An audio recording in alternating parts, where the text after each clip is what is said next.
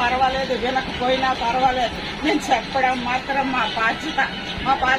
ఆయన మన కొరకు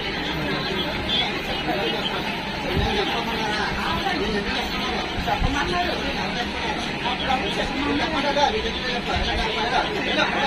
మాట్లాడినాక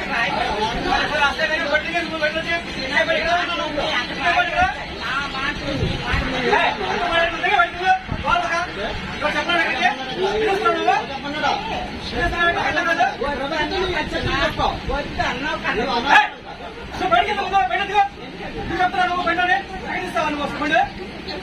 అసలు ఎవరు చెప్పాలి నీకు అయితే చెప్పు